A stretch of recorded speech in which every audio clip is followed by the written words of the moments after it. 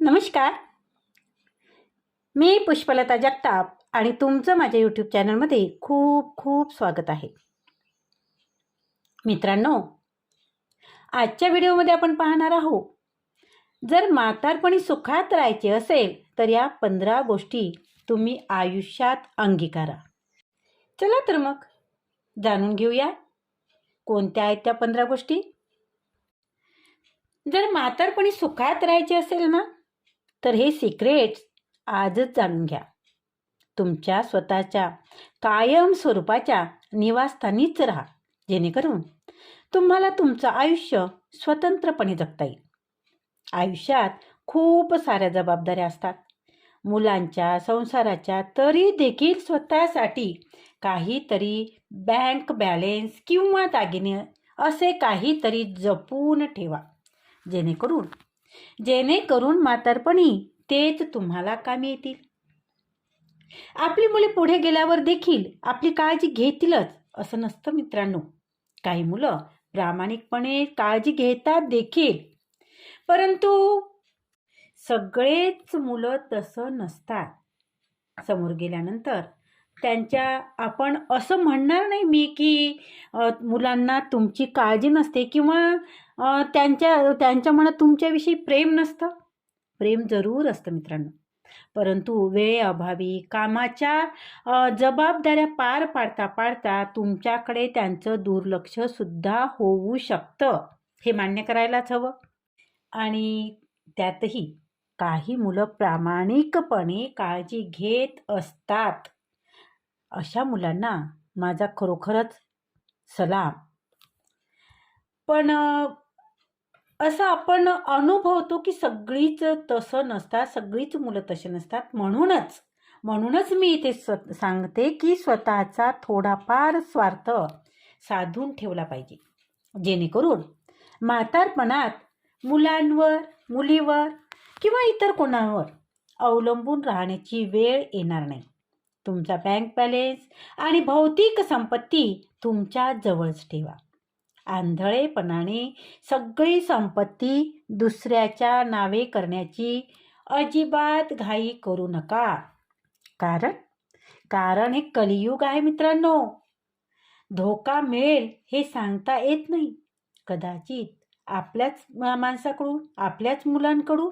आणि म्हणूनच इथे सावध राहून आपल्याला आपल्यासाठी स्वार्थी व्हावं लागेल, नाही का? आणि एक सांगू, प्रामाणिकपणे सांगते, तुमच्या मुलांच्या वचनावर अवलंबून राहू नका. ते तुमची वृद्धापकाळात सेवा करतीलच. कारण काळ बदलतो, विचार बदलतात. आपल्याला समजून घेणारे आणि आपलेशी वाटणारे मित्र बनवा. बघा, यामुळे आयुष्य सुखात जाईल. तुमच्या वयाचे, तुमचे समदुःखी किंवा कोणीही जे तुम्हाला समजून घेतील असं मित्रमंडळ तुम्ही बनवा. यामुळे काय होईल, आयुष्य सुखात जाईल मित्रांनो. आणि त्याचबरोबर सांगू का, तुमची स्वतःची तुलना कोणाशीच करू नका. प्रत्येक माणूस इथे वेगळा आहे. प्रत्येक माणसाचा वेगळा स्वभाव आहे. प्रत्येक माणसाची वृत्ती वेगळी आहे. आणि म्हणूनच तुमच्यासारखे तुम्हीच आहात. त्यामुळे तुमची तुलना कोणाशीही करू नका. खूप महत्त्वाचं आहे. आणखी एक सांगू, कोणतीही अपेक्षा ठेवू नका. बघा, दुःखाचं कारण काय असतं माहिती आहे का? आपण आपल्या मुलांकडून, मुलीकडून अपेक्षा ठेवत जातो, नाही का? आणि मग आपली अपेक्षा पूर्ण झाली नाही की आपल्याला दुःख होतं ना, खूप दुःखी होतो आपण. त्यासाठी एक सवय अंगीकारा.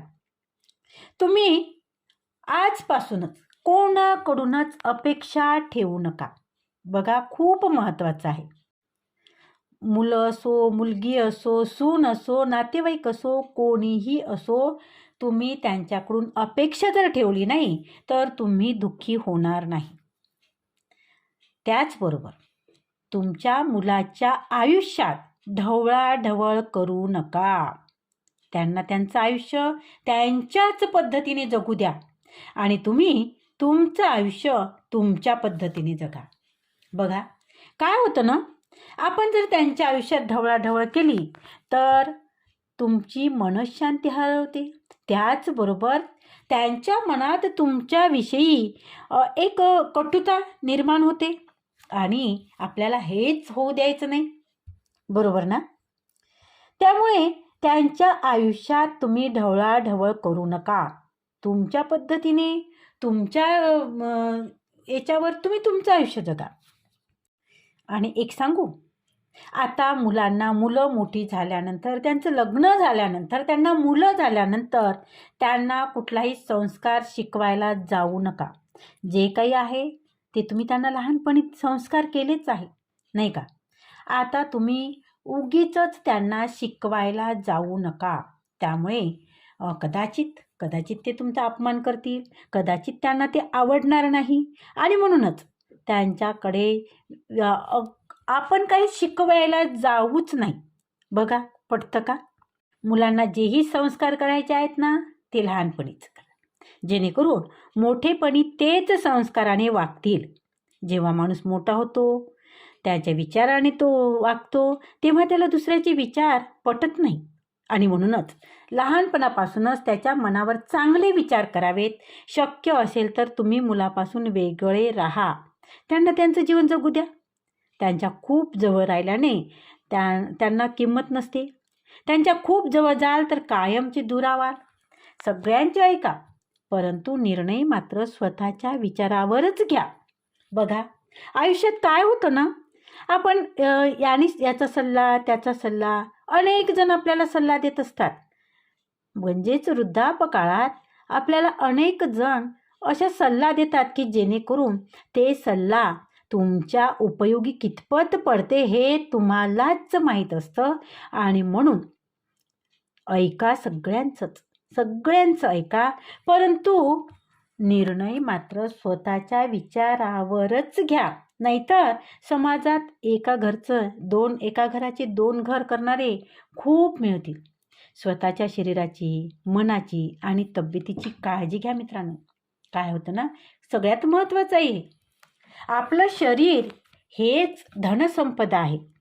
तुम्ही खूप धन कमावलं आहे, तुम्ही खूप संपत्ती जमा केलेली आहे, खूप बँक बॅलन्स तुमच्याकडे आहे, परंतु जर तुम्ही शरीराची हेळसांड केली, तुम्ही शरीर कमावलं नाही, आरोग्य कमावलं नाही, तर मात्र त्या संपत्तीचा तुम्हाला कवडी किंमत आहे. बघा पटतं का? कारण तुम्ही जर शरीराची काळजी घेतली नाही, तुम्ही जर तुमच्या शरीराकडे दुर्लक्ष केलं, तुम्ही जर तुमच्या आरोग्याकडे लक्ष दिलं नाही, तर होतं काय? काय होतं माहिती आहे? तुम्ही जेव्हा आजारी पडता ना, तेव्हा त्या पैशाचा काही उपयोग नसतो आणि आपण जेव्हा परत स्वाधीन जीवन जगायला लागतो, तेव्हा त्या पैशाचा किंवा कुठल्याही प्रॉपर्टीचा काहीही उपयोग होत नाही आणि म्हणूनच आरोग्यम धनसंपदा म्हटलेलं आहे. तर त्यासाठी आरोग्याला प्रथम प्राधान्य द्या आणि वय वाढल्यानंतर उतार वयात हे अतिशय महत्त्वाचं आहे मित्रांनो. आणखी एक महत्त्वाचं, ज्याप्रमाणे तुम्ही शरीराची काळजी घेता ना, त्याचप्रमाणे मनाची सुद्धा काळजी घ्यायला हवी. काय आहे, मन हळवं होतं. प्रत्येक गोष्टी आता वय वाढल्यानंतर आपल्याला प्रत्येक गोष्टी आपल्याला लागायला लागतात. कोणी सहज जरी बोलून गेलं एखादी गोष्ट, तर आपण ती गोष्ट मनाला लावून घेतो, दुःखी होतो आणि त्याचा परिणाम आपल्या आरोग्यावर होतो ना. तर काही गोष्टी सोडून द्यायला शिका, जेणेकरून त्या गोष्टीचा तुमच्या मनावर परिणाम होणार नाही. म्हणजेच काय, तर त्या पर्यायाने तुमच्या तब्येतीवर परिणाम होणार नाही, हो ना. म्हणून काही गोष्टी सोडून द्यायला शिका. आणि एक सांगू का, वय वाढल्यानंतर आपल्या तब्येतीच्या कुरबुरी चालू होतात. छोटी छोटी दुखणं, कधी काही दुखायला लागतं, कधी काही दुखायला लागतं. आणि मग आपण काय करतो, सारखं रडगाणं गात बसतो आपल्या मुलांकडे. त्यामुळे सुद्धा आपण त्यांना आवडेनासे होतो. बघा, जेवणाच्या टेबलवर सगळे बसलेले आहात आणि तुम्ही जर चालू केलं की बाबा माझी मान खूप दुखते, माझी पाठ खूप दुखते, माझे पाय खूप दुखतात, आणि त्यांचा जेवणाचा आणि तुमच्या दुखण्याचं जे रडगाणं चालू होते, त्यामुळे होतं काय की तुम्ही त्यांना आवडेनासे होता. त्यांच्या गोष्टी जे आहे काही, तर त्यामुळे त्याच्यावर वेगळा परिणाम होतो. आणि म्हणून जे काही छोटी छोटी दुखणे असेल, ते दुखणे तुम्ही रडगाणं गात बसू नका. त्याकडे तुम्ही फारसं लक्ष देऊ नका. ते स्वीकारायला शिका. बघा, काय होतं ना, आता वय वाढल्यानंतर थोडेफार दुखणे चालूच राहणार आहे, नाही का? अवयव शिथिल होतात, दुखणं चालू होतं, आणि आपण सारखं सारखं त्या दुखण्याला कुरवाळत न बसता ते स्वीकारलं तर आपलंही जीवन सोपं होतं आणि इतरांना सुद्धा आनंदाने जगता येतं, आपण आपलंच रडगाणं गात बसण्यापेक्षा. हो ना? आणि एक सांगू का, तुम्हाला जे आवडेल ना ते करा. तुम्हाला ज्यात आनंद वाटते ना ते करा. ज्या ठिकाणी तुम्हाला जावंसं वाटते ना तिथं जा, परंतु आनंदी राहा. तुमचं मन जिथे रमत असेल तिथे जा. जे जे करण्याने तुम्हाला आनंद होत असेल ते करा, परंतु आनंदी राहा. आनंदी राहायला शिका. आणि एक सांगू का, वयोवृद्ध लोकांसाठी ट्रीप असतात. काही पर्यटन स्थळाला भेटी देतात, फिरतात. तर असा एक पर्यटन स्थळाला भेट द्या. असा एखादा ग्रुप जॉईन करा की जेणेकरून तुमचाही वेळ चांगला जाईल. आणि यामुळं होतं काय, तुम्ही आनंदी तर राहताच, परंतु तुमचा जीवनाकडे पाहण्याचा दृष्टिकोन बदलतो.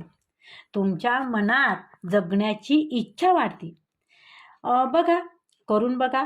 आणि म्हणतातच ना, रुटीनपेक्षा थोडं वेगळं जीवन जगलं तर आयुष्य एका दिवसाने वाढतं. बघा, प्रयत्न करा. आणि एक सांगू का, मनापासून सांगते, आयुष्यात कायमस्वरूपी काहीच राहत नाही मित्रांनो. अगदी दुःख सुद्धा तुम्हाला वाटत असेल, आज मी खूप दुःखी आहे, आज मी खूप कष्टी आहे आणि मी आनंदी कसं राहायचं. पण विश्वास ठेवा, ही जी वेळ आहे ना, हे कायमस्वरूपी राहत नाही. आणि म्हणून दुःख करत बसू नका. आयुष्यात काहीच गोष्टी अशा कायमस्वरूपी नाही, त्यामुळे दुःख करत बसू नका. आणि एक सांगू का, जोपर्यंत तुम्ही स्वतःसाठी जगू शकत नाही ना, तोपर्यंत तुम्ही जिवंत नाहीत. लक्षात घ्या. जोपर्यंत तुम्ही स्वतःसाठी जगायला शिकणार नाही, तोपर्यंत तुम्ही जिवंत नाही. लक्षात ठेवा. त्यामुळे आयुष्य स्वतःसाठी जगायला लागा. शेवटी एक गोष्ट नेहमी लक्षात ठेवा, जीवन हे एकट्याला जगावं लागतं, कारण या स्वार्थी दुनियेत कोणीच कुणाचं नसतं. खूप महत्त्वाचं आहे मित्रांनो. बघा, आपण आजपर्यंत काय करत आलो, हे माझं, ते माझं, माझं याच्या वाचून याला माझ्या वाचून कसं होईन याचं, हा विचार जो आपण करतो ना, यांचं कसं होणार. तर असा विचार करू नका. प्रत्येकाच्या जगण्याचा तुमच्यामुळे काहीही फरक पडणार नाही. आणि स्वतःचं जीवन जगा, स्वतःचं आयुष्य आनंदाने जगण्याचा प्रयत्न करा, आनंदाने जगा. बघा, काय होतं, आपल्याला आज जे लोक आपलीशी वाटतात, उद्या ते परके होतात. आणि म्हणूनच कधीच कोणाकडून आपल्या सुखाची अपेक्षा करू नका. बघा, आपल्या सुखासाठी इतरांवर अवलंबून राहू नका. मग ते कोणीही असो, मुलगा असो, मुलगी असो, अगदी पत्नीसुद्धा किंवा पतीसुद्धा. तर त्यांच्यावर अवलंबून न राहता आपला आनंद, आपलं सुख आपण स्वतः बघा कशात आहे, आणि आपलाच आनंद आपण मिळवा. तर बघा मित्रांनो, ह्या ज्या काही टिप्स सांगितल्या मी त्या तुम्हाला पटतात का? आणि याच्यातली तुम्हाला खरंच कोणती टिप्स आवडली? त्यावर तुम्ही कधी अंमल करणार आहात ते मला कमेंटद्वारे नक्की कळवा. त्याचबरोबर जर व्हिडिओ तुम्हाला आवडला असेल ना, तर व्हिडिओला लाईक करा, व्हिडिओ शेअर करा, व्हिडिओवर कमेंट करा आणि व्हिडिओला हाईपसुद्धा द्या मित्रांनो. तर धन्यवाद, खूप खूप धन्यवाद. आनंदी राहा, निरोगी राहा. भेटूया पुढच्या व्हिडिओमध्ये अशीच महत्त्वपूर्ण माहितीसोबत. तोपर्यंत धन्यवाद, खूप खूप धन्यवाद.